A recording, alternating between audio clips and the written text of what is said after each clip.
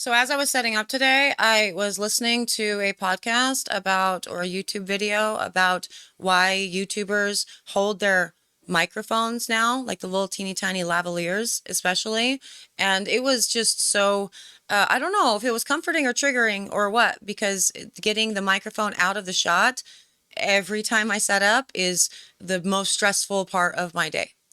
And that is a fact. And it's not out of the shot today. And that's all. We're not talking about any of that, although you could totally go listen to this too. I don't know if I co-sign it yet because I'm only like 20 minutes in, but it might be good. So I'll put it down below and I will tell you what we are doing and making and everything in just a minute. But before I do, hello, I am Mrs. Soap and Clay. Let's make stuff.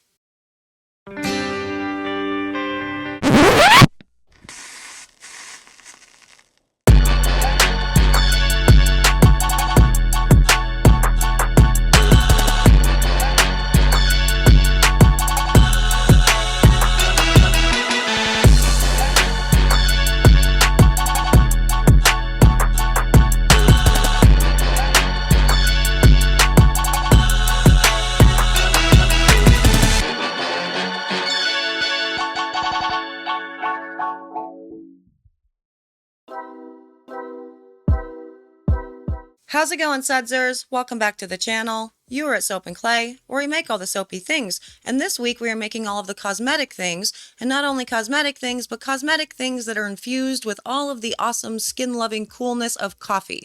We have done all kinds of things in the month of January as far as extracting the goodness from the coffee bean, using it in our soaps, incorporating it in different methods throughout all of that. And today we are going to be making a solid lotion bar, which is going to look very similar to our body butter that we made yesterday. And really, formulaically, it is.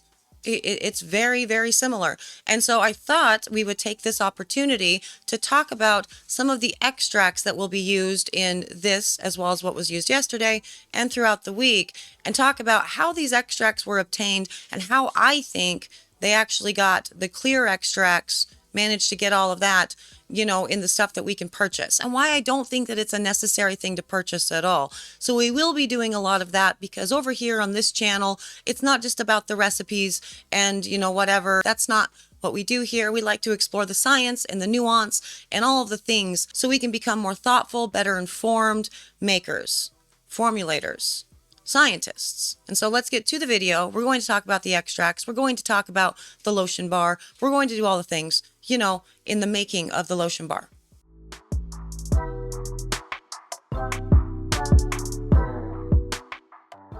Okay, we are breaking out the Bible for this, and yes, my Soapy Bible is a 5-ring notebook where all of my favorite recipes live, and so if I ever lost this notebook, it would be a terrible day.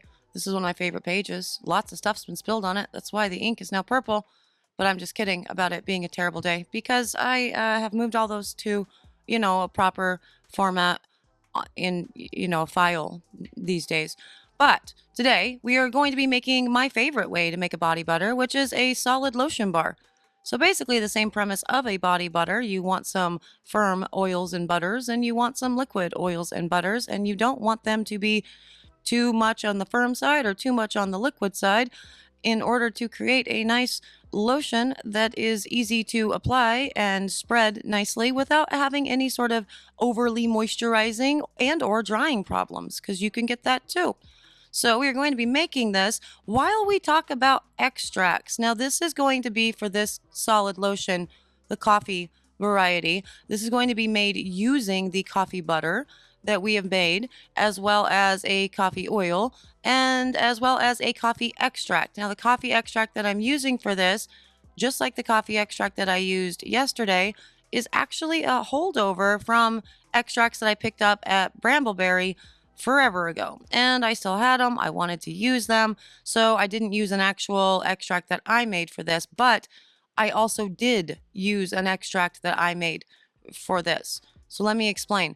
It's a little bit confusing when we talk about extracts because essentially what we are doing is extracting in all the different ways that we've done this, right? So a coffee oil or a coffee butter or the alcohol extraction that I did or the glycerin extraction that I showed you, and we're going to see it in action in a couple days. It's all an extraction, and those are different types of extractions. And so I'm going to link an article below that I'm talking off of essentially today.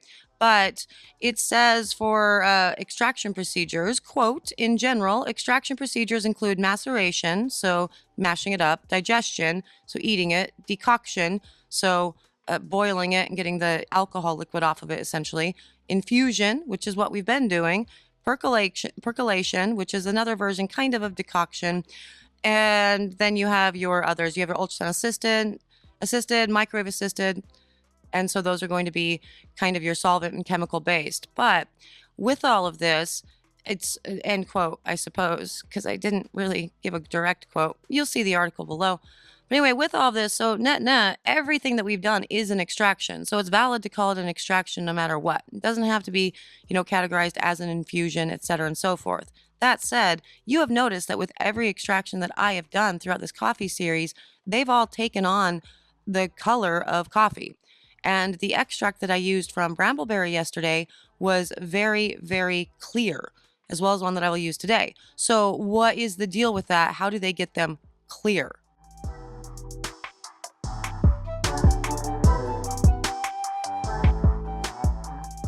So the answer to that is pretty plain and simple, but you will see it in action tomorrow when we are making in 2 days, when I show you what the glycerin extraction ultimately ended up doing.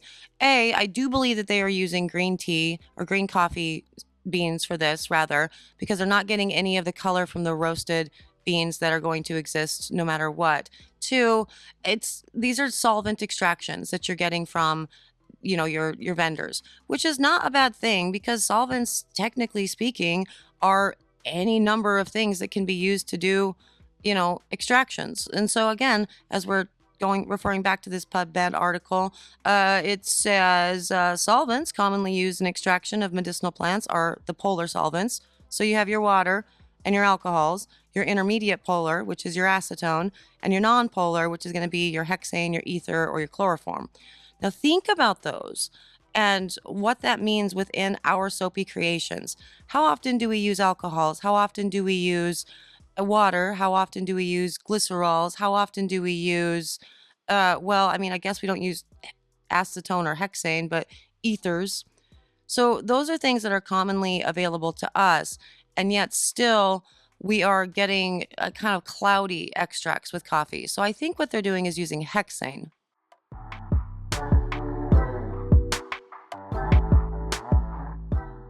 Which ultimately is not a bad thing. And I definitely wanted to talk about that and point that out with the entire, series or whatnot. I don't want anyone to get the impression that using something that was extracted via the use of hexane or any other solvents is necessarily a bad thing. This is a filtration process. These things undergo safety and purity tests. So everything is out of them except for, the awesome potent thing that we're wanting. That said, we can make our own extracts and everything at home and really lean into all of the skin loving benefits of your coffee butter and all of the antioxidants and how rich and delightful it is, if we're okay with having something that is sort of oddly colored. And for my part, I am going to show you tomorrow, as well as on Thursday, really fun ways to use our alcohol and glycerin extractions within our products. We're not going to be putting them into these particulars, although you could with the cosmetics, because with this, you could use a glycerin extraction within this, certainly. And alcohol, there's no reason to have that within any formulations, but there are reasons to have alcohol in formulations just sort of generally. So we're going to be playing with that and really diving deep into what those extracts, can do for you outside of this cosmetic line. But for this, I really think it's a good idea to have a beautiful body butter, a leave-on product, a solid lotion that's really leaning into all of the antioxidant rich ingredients from the cocoa butter that goes into it, but obviously also from the coffee butter itself. So there you go. There is a solid lotion bar made out of coffee. Smells like coffee. And there it is, a solid lotion bar that is absolutely stunning. Feels great on the hands, feels great on the skin, just like yesterday's body butter did. Because realistically, it is kind of different names for the same thing. It's just whether or not you want to be using packaging or you want to go more green. And that's just a choice that we all make on our own as businesses and everything within the making field. Now, for the shea butter, I will say, I did see someone comment on one of the videos from last week that they had seen someone infuse a shea using just coffee grounds inside a melted shea. And I don't know that I would feel comfortable with that, because for me, even doing this body butter or the solid lotion like this, I do find that even with the infusion, the way that I did it with the coffee oil, I still needed to ultimately strain the finished product to ensure I didn't get any little flecks of that coffee sediment that we saw in all of our extracts, so our oils, our alcohols, and our glycerin extracts. And so do keep that in mind, that I don't know that it's necessarily the best way to use that, but if you like it and you've done it, let me know. How do you get all the coffee grounds out of the shea? Seems like it might be a pain in the butt, and then you're having to keep that shea hot for a pretty long period of time, but it might be great. So if you've done it that way, comment below is the point.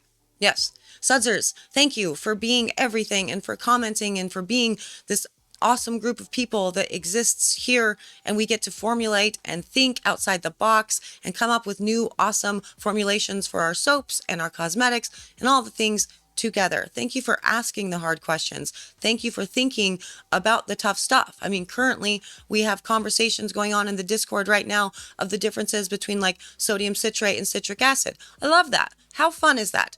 This is such a cool community. Thank you for creating it and making it so awesome. For those of you who are not membered Sudsers and you have no idea what I'm talking about, the Discord exists. It's a thing. You have to be a membered Sudser to access it.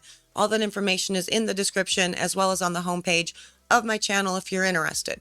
That's cool. Sudsers, I'm out of here for today. I have had quite the day and I just don't have time to explain it right now.